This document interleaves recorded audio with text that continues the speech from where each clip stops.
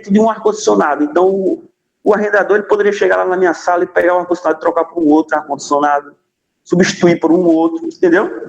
Então, esse poder de substituição de um ativo por um ativo equivalente significa dizer que eu, arrendatário, não tenho o controle desse ativo. Consequentemente, eu não tenho a capacidade de gerenciamento desse ativo. Perfeito, João?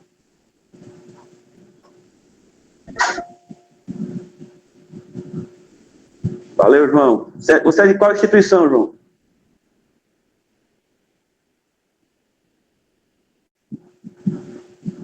O FCG, né? O FCG, quem eu conheço da UFCG lá?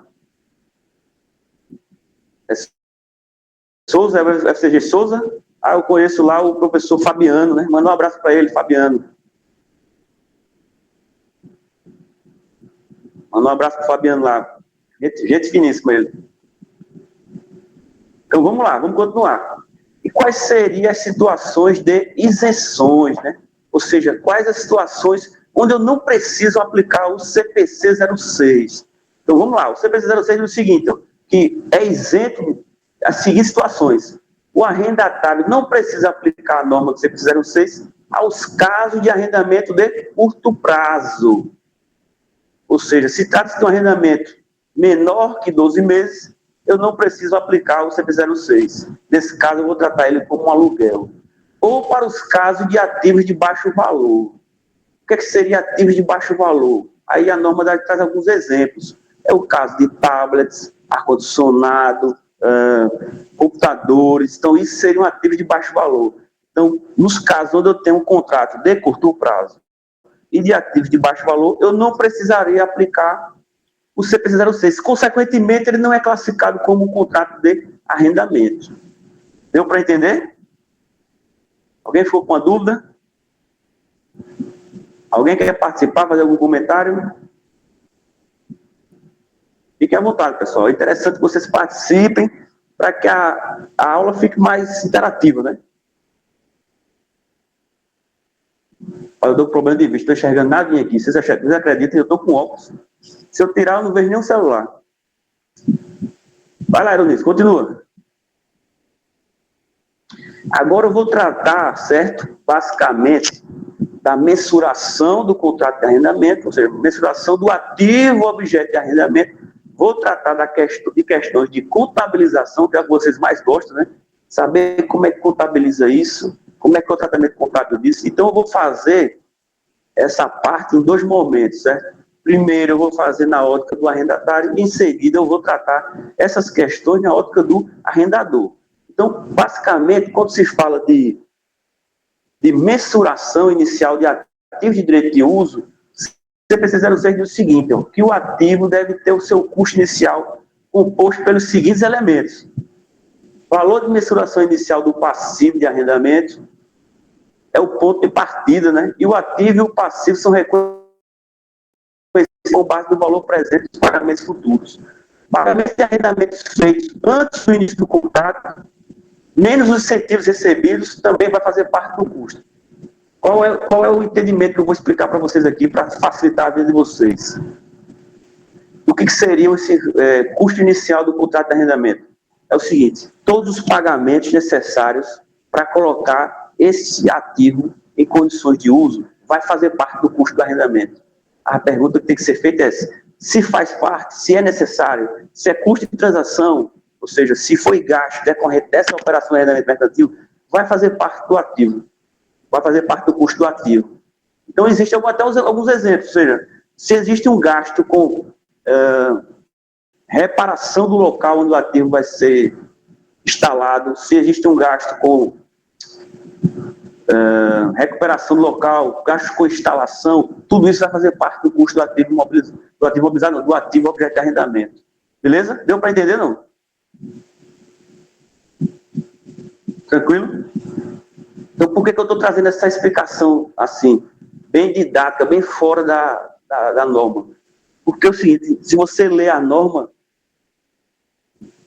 vocês podem não ter essa visão do que se trata ali como reconhecimento inicial do seu ativo, né? Mas a dica é todos os gastos necessários ou todos os gastos decorrentes daquela operação de arrendamento mercantil que são necessários para colocar o ativo em condições de uso vai fazer parte do custo do ativo. Beleza? Continua aí, Aronis. Mas eu... Bota só um pouquinho, Luiz. Mas eu recebi um incentivo. Nesse caso, os incentivos devem deduzir o valor do ativo, né? Beleza? O que seria um incentivo? O arrendador me deu, me deu uma parcela grátis. A primeira parcela não precisa pagar. Entendeu? Então, isso são incentivos, né? Vai lá, continua aí, Aronis. Professor, licença. Leonardo tinha perguntado, ele tinha falado mesmo se for manutenção. Não. Leonardo, nesse caso não, Leonardo. Por quê? Veja aqui o seguinte, o gasto com manutenção, certo? Ele é um gasto que ocorre após o ativo estar em condições de uso, né? Então, nesse caso, esse gasto é despesa. Ele não vai ser ativado. Se o gasto acontece após o ativo estar em condições de uso, ele só vai ser ativado se esse gasto aumentar a sua vida útil. E for um gasto significativo que aumenta a sua vida útil ou aumenta a capacidade desse ativo de gerar benefício econômico futuro. Se aumentou e se esse gasto aconteceu após o ativo estar em condições de uso e aumentou a vida útil do ativo, aí sim ele é ativado. No caso da manutenção, não. Beleza? Quem me perguntou?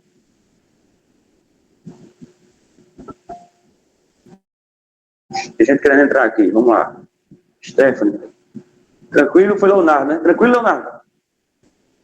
Tudo certo. Rapaz, eu vou pegar esse computador que eu não estou enxergando nada. Só um minuto aqui.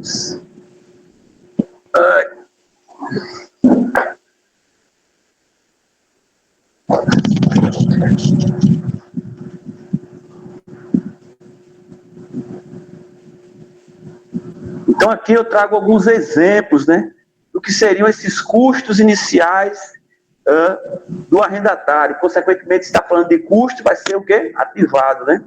Eu tenho alguns exemplos. Honorários advocatícios, custo de negociação e elaboração de contratos, taxas administrativas diretamente atribuíveis ao contrato objeto de arrendamento. Então, todos esses gastos vai fazer parte do custo do ativo, consequentemente, vai ser reconhecido inicialmente lá no arrendatário como ativo de direito de uso. Esses custos não vão para a despesa e sim para o ativo, e isso é perfeito, né? O caso do Leonardo, a dúvida dele, quando se tratava de manutenção, esses gastos não vai para o ativo, vai para a despesa, né? Estimativa de custos futuros para desmontagem, olha isso que interessante. Então, imagine que você arrendou um ativo para explorar petróleo lá em Sousa, lá na UFCG. Vai ter um custo de desmontagem daquela máquina ao término da exploração do petróleo. Esse custo vai ser custo do ativo. Beleza? Consequentemente, eu tenho que reconhecer também uma provisão para desmontagem, né? Por que é uma provisão? Porque vai surgir um passivo daqui a 10, 15 anos, não sei, que vai ser justamente a obrigação que eu tenho de desmontar e recuperar o local onde eu explorei lá na UFCG, né? Tranquilo, pessoal?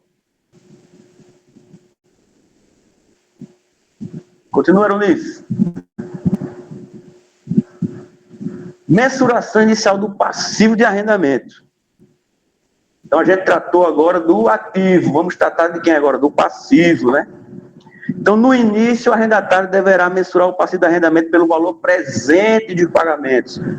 Por que eu tenho que aplicar o valor presente? Porque, veja, para ser contrato de arrendamento mercantil, ele tem que ser de longo prazo e de valor substancial, né? Se é de longo prazo, o que é que diz o CPC 12, ajusta valor presente? Diz que as obrigações de longo prazo têm que ser ajustadas a valor presente. E as de curto prazo, quando houver efeito relevante, material, né?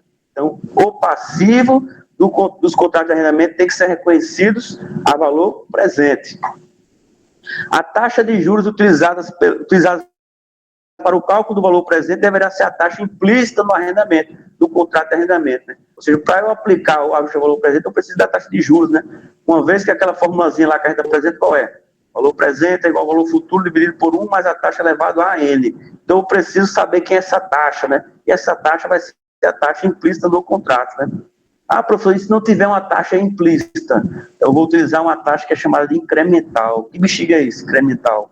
É uma taxa de juros que seria aplicada em um contrato, por exemplo, de um empréstimo ou de um financiamento de um ativo semelhante àquele que é objeto do arrendamento. Tranquilo, pessoal? Querem fazer alguma pergunta? Não, tranquilo. Querem fazer alguma pergunta? Alguma coisa que não ficou alguma coisa clara? Ou vocês querem que eu esclareça melhor algum ponto? Então vamos para frente. Eu estou achando vocês muito caladinhos hoje. Hein? Deixa eu ver aqui se eu vejo as mensagens aqui.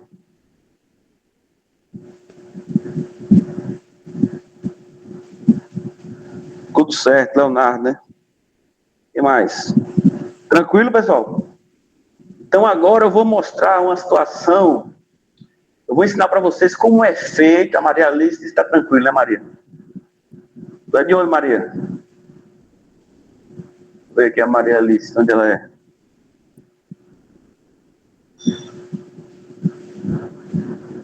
O FPB mesmo, né, Maria? Agora eu vou ensinar para vocês como é feita a contabilização. Eu trouxe um exemplo um pouquinho mais complexo, um pouquinho mais de variáveis, para quê? Para que vocês aprendendo o mais complexo, o mais simples vai ficar brincadeira de criança para vocês, né?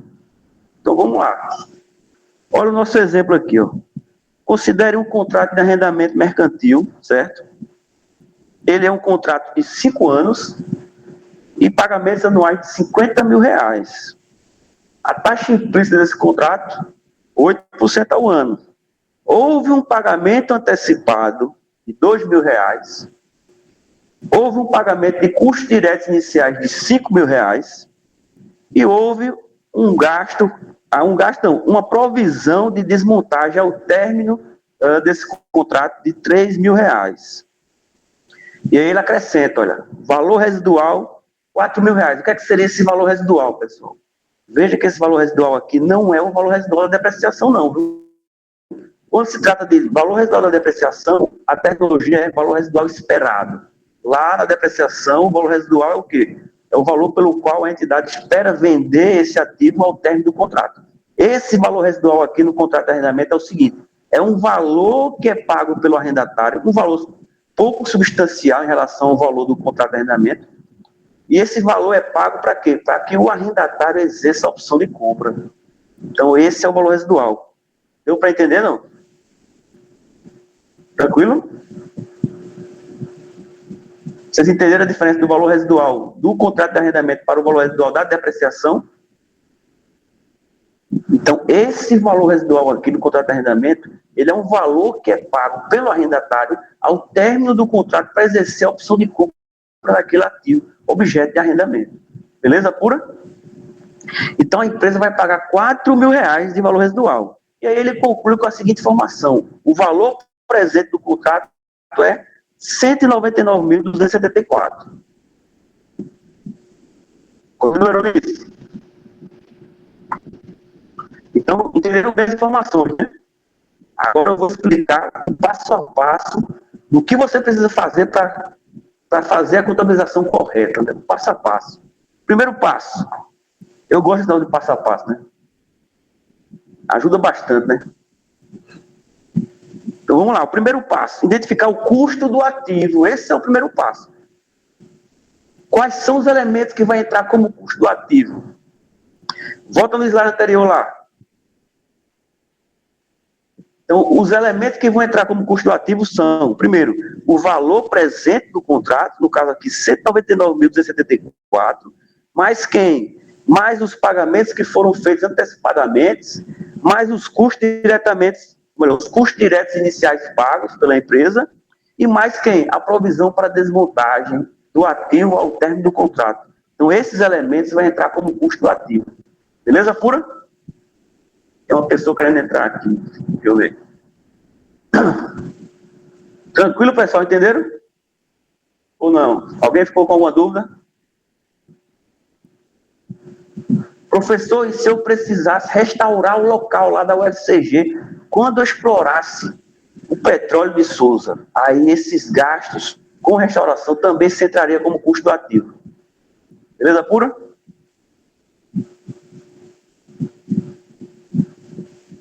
Tranquilo, né, João? João, o que mais? Continua, Eunice. Então, calculei o custo do ativo. Eu já sei que eu tenho que reconhecer como custo do ativo R$ 199.274, que seria o valor presente, mais os pagamentos antecipados, mais os custos iniciais, totalizaram R$ 7.000, e mais a provisão de desmontagem no valor de R$ 3.000. Então, o meu custo do meu ativo será R$ 209.274. Então, é esse ativo que eu vou, esse valor, perdão, que eu vou reconhecer como ativo de direito de uso lá no arrendatário. Continuaram nisso? Agora, o que eu preciso fazer? Determinei o ativo, agora eu vou determinar quem? O passivo, né? Então, primeiro passo para determinar o passivo é o seguinte, veja, que o contrato é de 5 anos, o valor anual é de 50 mil, mais quem? O valor residual de 4 mil. Então, para eu chegar no valor do meu passivo, o que é que eu fiz? Eu peguei o valor do contrato mais o valor residual, menos o valor presente do contrato de arrendamento, né? Por que eu fiz menos o valor presente? Para achar justamente quem? Os juros que vai ser apropriado ao longo do contrato. Deu para entender, não? Tranquilo, pessoal? Ivanildo, entendeu? Então, eu achei o valor do contrato do arrendamento, o valor do contrato do principal, vamos dizer assim. Depois eu diminuí do valor presente para achar o quê? Os juros que vai ser apropriado ao longo desses 5 anos, né? Como despesa financeira lá no arrendatário. Então, achei que os juros apropriados será de 54.726. O arrendamento a pagar, 254 mil. E o valor presente das contraprestações, 199.274. Uma vez que eu identifiquei o valor do ativo e o valor do passivo, agora fica fácil fazer a contabilização. Continuaram nisso? Vamos para a contabilização, lá no arrendatário, né? Então, primeiramente, eu tenho que debitar o ativo de direito de uso, né? Lá no arrendatário, pelo valor de 209.274. Tenho que reconhecer os juros a ser apropriado ao longo desse contrato. Esse juros a apropriar, ele é uma conta redutora do meu passivo, para que ele possa ser ajustado ao valor presente, né? Eu vou acreditar o arrendamento a pagar no montante total do contrato de arrendamento, que seria quem? Os 250 mil mais os 4 mil do valor residual. Eu vou acreditar a provisão para desmontagem, né, ao término do contrato de R$ 3.000, e vou acreditar os pagamentos iniciais que foram feitos antecipadamente aí no valor de R$ 7.000. Então, essa é a contabilização que é feita do reconhecimento inicial lá no arrendatário. Tranquilo, pessoal? Alguém ficou com alguma dúvida?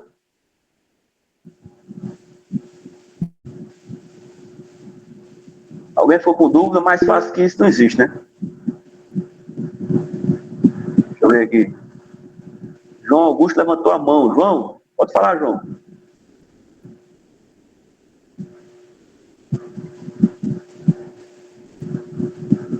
João Augusto. E como fica os lançamentos dos pagamentos? Vou mostrar para você, João. Vou mostrar para você. Não se preocupe, não. Mas boa pergunta, João. Como é que fica a questão dos pagamentos, né? Como é que fica a questão da depreciação? Como é que fica a questão da apropriação dos juros ao longo do contrato, né? São 3 perguntas, na verdade, João, que você deveria ter feito.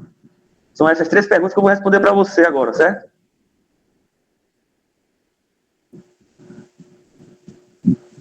Continua, Eunice. Mensuração subsequente, né? Uma coisa que eu esqueci de falar para vocês, pessoal, é que essa aula vai ficar lá no YouTube, certo? Para que vocês possam revisar e assistir quantas vezes vocês quiserem. Então, agora eu vou discutir a mensuração subsequente no arrendatário. Ou seja, uma vez que eu fui reconhecimento inicial, qual o próximo passo agora? Então, olha essa informação aqui que interessante. Ó.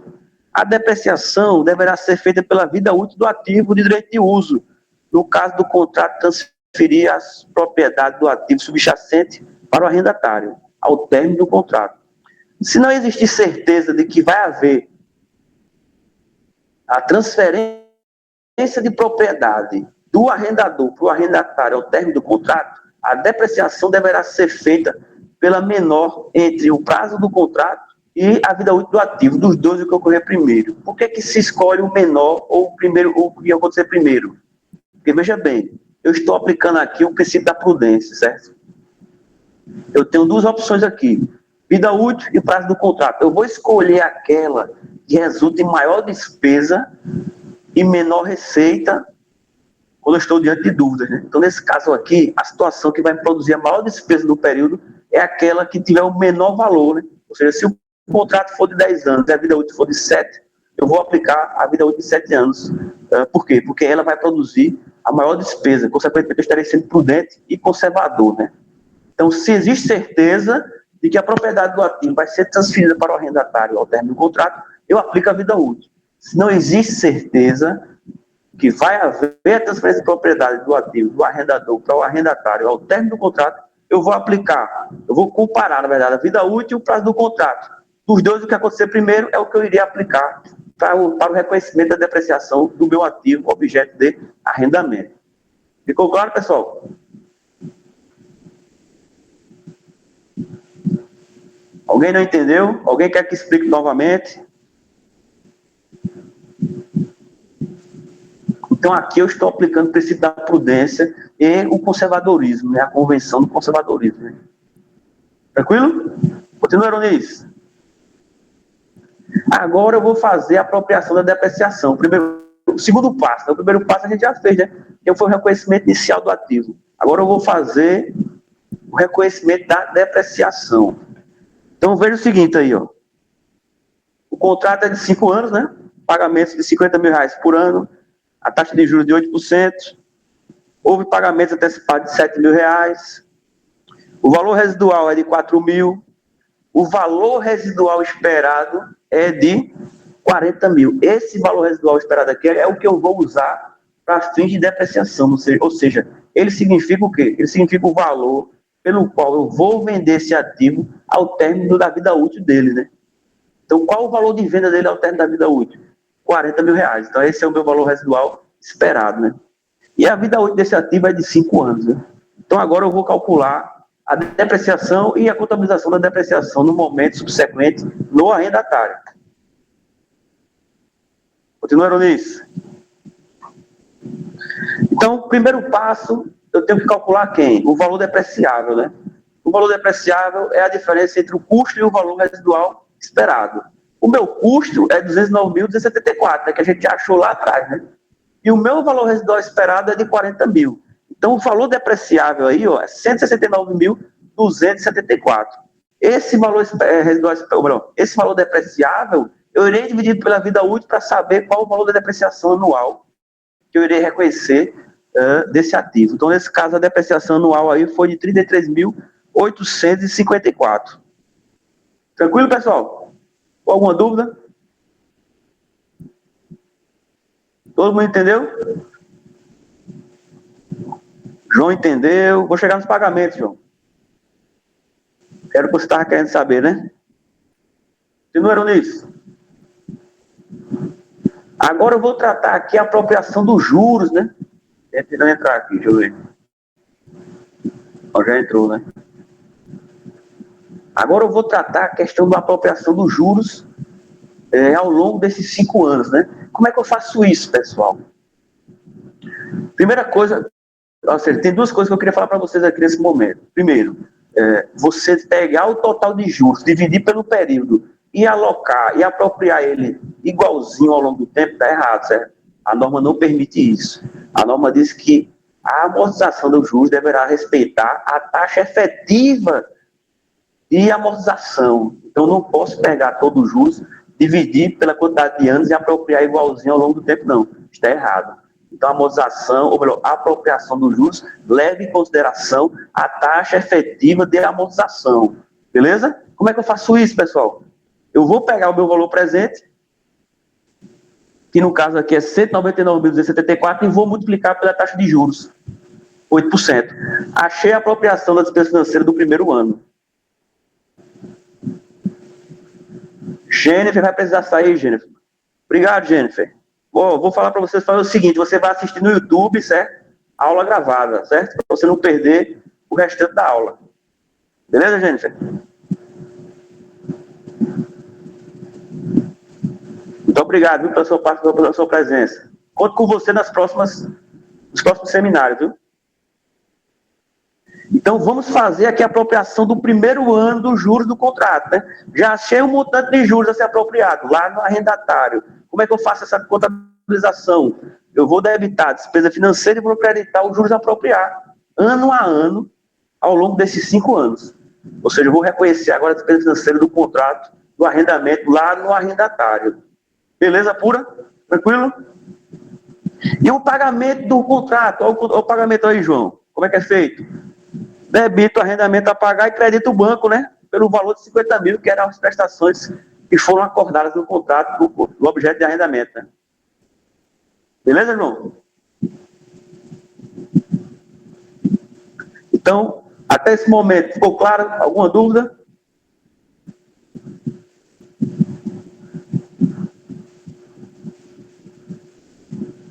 Tranquilo, né, João? Então, vamos lá, continuando nisso. Agora, a gente tratou inicialmente na ótica do arrendatário. Agora, a gente vai tratar na ótica do arrendador, certo?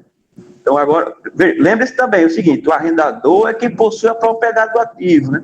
O arrendatário é quem possui o direito de uso do ativo e o controle desse ativo, né?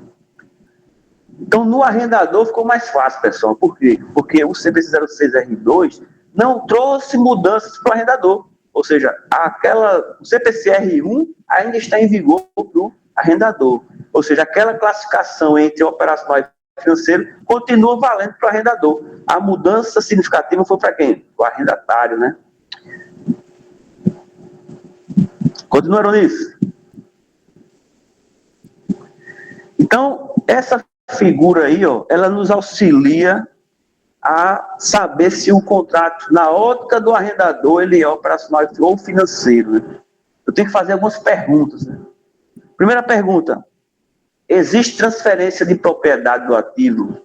Se a resposta for sim, é financeiro, se não, operacional. O prazo do contrato cobre a maior parte da vida útil? Se cobre, financeiro, se não cobre, arrendatário. Aí teve uma vez que o aluno perguntou assim, mas o que seria isso? Cobrir a maior parte da vida útil. Antes, a norma trazia uma regrinha. Se fosse mais que 90% da vida útil, a resposta seria sim, ou seja, cobre a maior parte da vida útil. Hoje,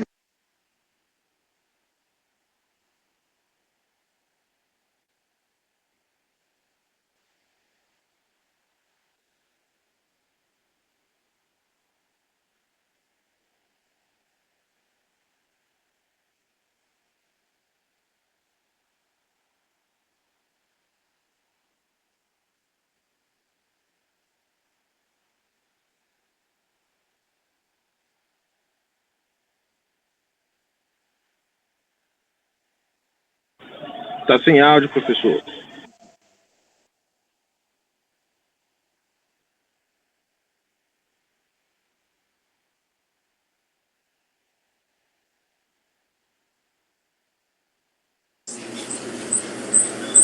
Professor, o áudio do senhor não está saindo, não.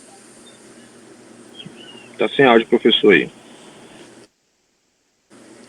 Sai da chamada e entra de novo para ver.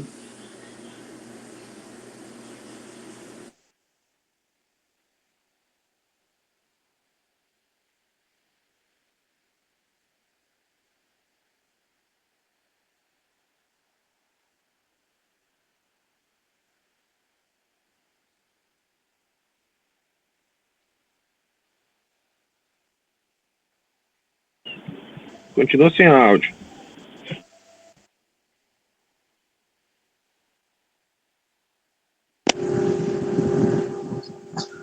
voltou ou não? Agora voltou. Espera aí que o microfone está descarregando, ó.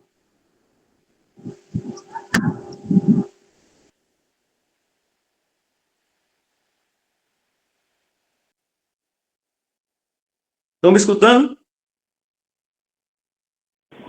Sim, estamos ouvindo. Então vocês não escutaram que parte?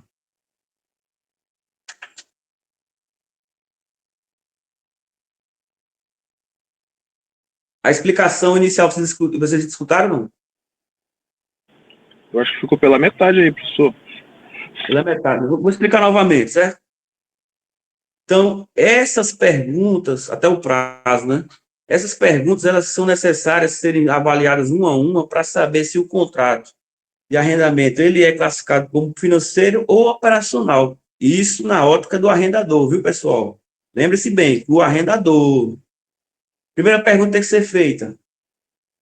O ativo transfere a propriedade para o arrendatário? Se a resposta for sim, financeiro. Se não, operacional. O arrendatário, os riscos e benefícios é transferido do arrendador para o arrendatário? Se a resposta for sim, financeiro. Se não, operacional. O prazo do contrato representa a maior parte da vida útil do ativo? Se a resposta for sim, financeiro. Se não, operacional. O valor presente dos pagamentos representa substancialmente o valor justo desse ativo? Se a resposta for sim, é um arrendamento financeiro. Se não, operacional. É um ativo específico da natureza do arrendatário? Ou seja, tem relação com o objeto social do arrendatário, de forma que só ele pode usar aquele ativo? Se sim, financeiro. Se não, operacional. É o exemplo que eu dei da empresa agrícola, né? O arrendatário controla o ativo? Se sim, financeiro. Se não, operacional. Então, essas perguntas, esses questionamentos, eles são necessários para que eu possa classificar corretamente o objeto de arrendamento no arrendador, se ele é financeiro ou operacional. Ficou tranquilo?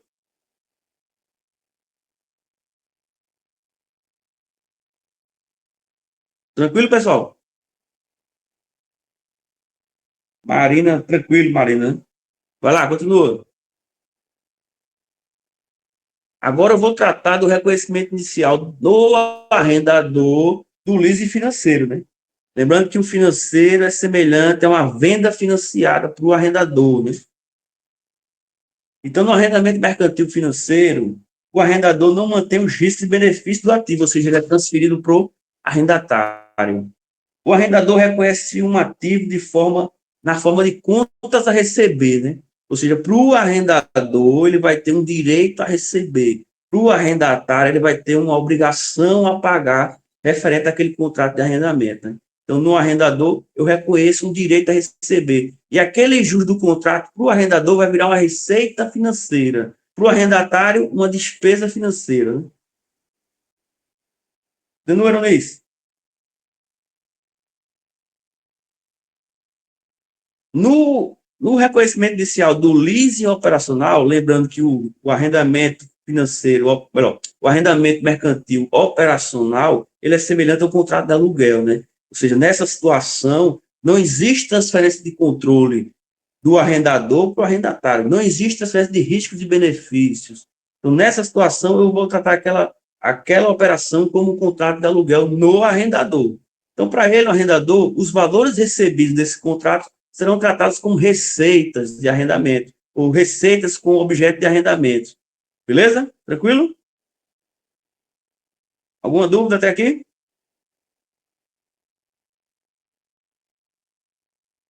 Obviamente, eu preciso confrontar essas receitas com os custos necessários para se obter essa receita. Essa confrontação de receita versus custo, eu estou aplicando aqui o princípio da competência, né? Que trata da confrontação da receita realizada versus as despesas necessárias para se concretizar aquela receita. Beleza? E a depreciação? A depreciação, nesse caso aqui, de um arrendamento operacional no arrendador é feita no arrendador, aplicando-se aí o CPC 27, ativo imobilizado. Tranquilo, pessoal? Continua, Eronês. Então, primeiro eu vou mostrar no arrendador a contabilização do leasing financeiro, depois, no arrendador ainda, a contabilização do leasing operacional. Então, eu tenho um exemplo aqui, ó. Número de parcelas, 10 parcelas anuais de R$ 20.000, né? O valor total do contrato, ele é 200 mil. O valor presente, 100 mil. E o juros da primeira parcela é 8 mil. Então, vou mostrar como é que é feita essa contabilização desse contrato de arrendamento no arrendador, lembrando que é um arrendamento financeiro. Continuaram nisso?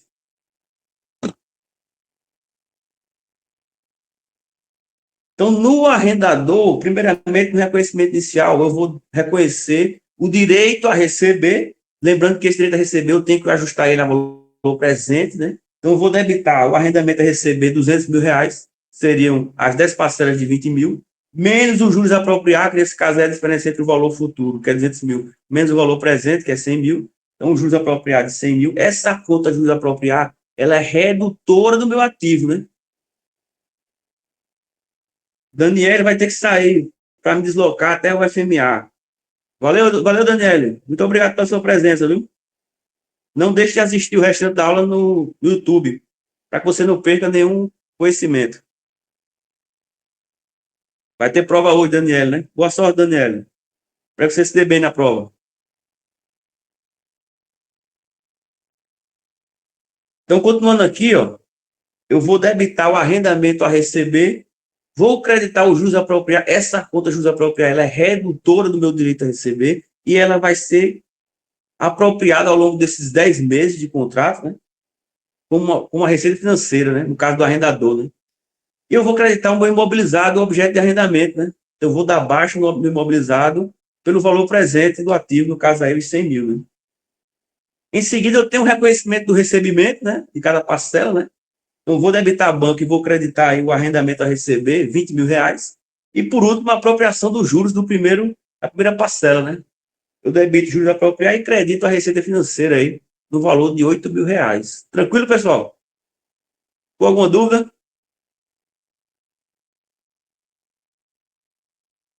Maria, João, tranquilo, né? Continua, Aronice. Agora eu tenho um exemplo de contabilização do leasing operacional. Lembrando que aqui no arrendador, né? Para o arrendador, o leasing operacional é semelhante ao contrato de aluguel, né? Então nós temos as seguintes informações aqui. Número de parcelas, 12 parcelas anuais, ou melhor, 12 parcelas mensais, né? O valor de R$ 2.000 cada uma, né?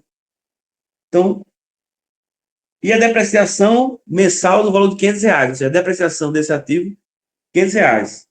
Então, como é que ficaria a contabilização? Ao longo do recebimento do arrendador, eu vou debitar o banco, creditar a receita com arrendamento, no valor aí de R$ 2.000, e vou reconhecer a depreciação também no arrendador, no valor de R$ 2.000, melhor, no valor de R$ 500, né? Que foi o valor que foi determinado como despesa com depreciação, né? Então, no arrendador, o considerado do leasing operacional é simples, né? Não tem muita complexidade, não. A grande dificuldade se encontra mais na questão do arrendamento financeiro, né? Beleza?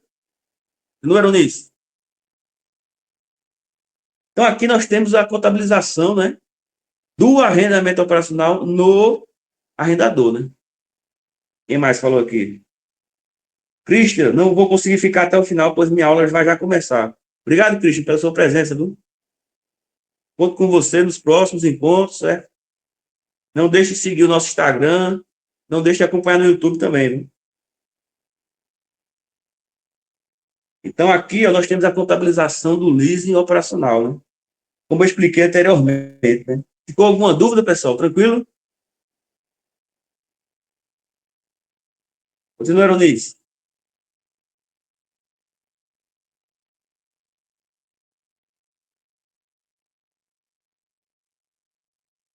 Então, esse era o nosso último slide, certo? Deixo agora a palavra para vocês, fazer alguma dúvida, fazer algum questionamento, fazer algum comentário. Fiquem à vontade. Ficou algum ponto que se carece de uma melhor explicação? Tranquilo? Segue o link do YouTube, né? Então, pessoal, tranquilo. Kellyanne. Ficou alguma dúvida? Então, pessoal, espero que vocês tenham gostado da nossa aula de hoje. Espero que vocês tenham gostado, que tenha contribuído para o conhecimento de vocês, certo? Se tiver alguma dúvida e você quiser tratar comigo, pode me perguntar no Instagram. Eu vou tirar a dúvida de vocês, vai ser um prazer. E aí eu conto com a presença de vocês nos próximos encontros, para que a gente possa discutir mais contabilidade, né, e compartilhar o conhecimento. Dessa forma, todo mundo vai crescendo, né? Esse é o objetivo dos nossos encontros, né? Que todo mundo possa crescer em termos de conhecimento, né? Eu espero que vocês tenham gostado. Quero deixar aqui o meu abraço para todos vocês, né? Pessoal da UFMA, muito obrigado pela presença de vocês. Fiquei muito feliz, né? Eu fui muito feliz na UFMA, né? Tenho bons amigos lá, né? Tenho muita saudade lá do São Luís do Maranhão, né? Ei, professor, Oi. eu sou aqui da UFMA, a gente chama aqui de UFMA. Você tá falando